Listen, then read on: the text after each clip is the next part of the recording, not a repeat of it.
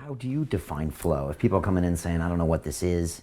Yeah, for sure. So it is technically, I just gave you the technical definition, it's an optimal state of consciousness where we feel our best and we perform our best.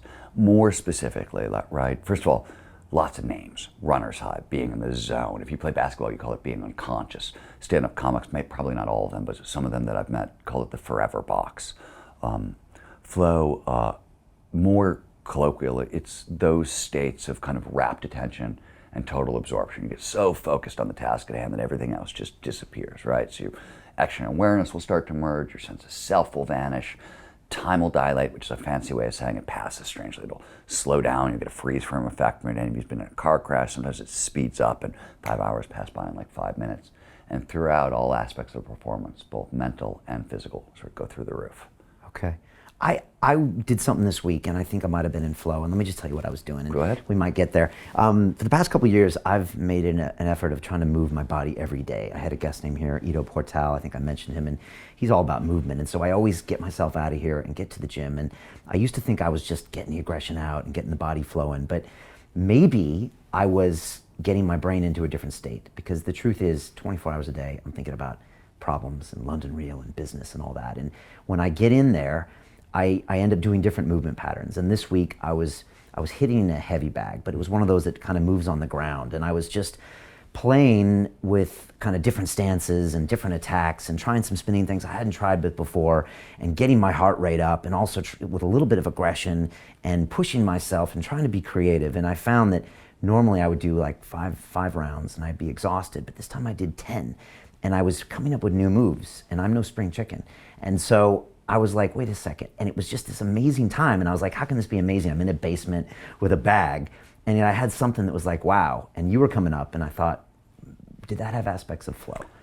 So I don't know if you were in flow or Okay. not, right? But what I can tell you is, so one of the things we've learned, and my organization, the Flow Genome Project, has worked on this research. This is some of the stuff we've worked on. A lot of other people have as well. But flow states have triggers, right? Preconditions that lead to more flow.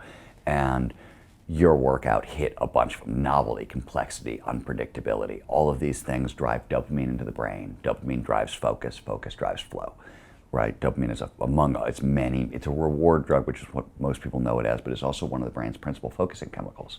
Okay. So when we talk about flow triggers at a general level, right? Flow follows focus.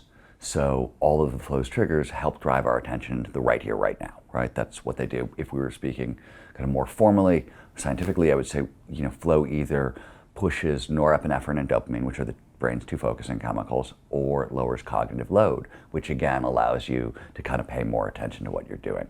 So novelty, complexity, and predictability, and this is Robert Sapolsky's research out of Stanford, really spikes dopamine. Novelty and complexity together, it's like a 400% spike. It's almost as much as cocaine. That's what cocaine does, right? It spikes dopamine in the brain. Yeah. And novelty and complexity together it's almost that much of a push. So huge flow triggers. I mean, it sounds like you were doing spinning kicks, you were doing stuff that you don't normally do. That's a lot of novelty and complexity. And creativity, and by creativity, what I really mean is pattern recognition, the linking of ideas together, right? Okay. Yeah. Creativity is also another flow trigger. And so every time we link an idea together, your brain releases a little bit of dopamine. And everybody's had this experience. You've done a crossword puzzle, you get an answer right, that little rush of pleasure you get, that's dopamine, right? Dopamine does something interesting. Besides just driving focus, it also more formally tunes signal to noise ratios. More colloquial, it amplifies pattern recognition. So not only does dopamine put you into flow, it amplifies pattern recognition. So when you're in flow, ideas tend to spiral. So when you started, whatever you did to put yourself into that state, when you were coming up with new moves and things along those lines, I don't know if it's flow, but it's certainly that's dopamine and norepinephrine at work. Okay. And if you weren't in flow, you were probably right at the edge of it. And it feeds on itself, as in you do a pattern recognition, more dopamine, and exactly. You can build. It spirals. And the interesting thing is, they have short shelf lives, these neurochemicals. They last, peak expression maybe 20 minutes. That's why TED Talks are 20 minutes long, because the main focusing chemicals in the brain only last 20 minutes. So that's what we're built to pay attention to, like at a deep level. So yeah, it goes away. Most flow states will sort of pass the whole thing after like an hour and a half. And that's because the neurochemicals have a short shelf life in the brain.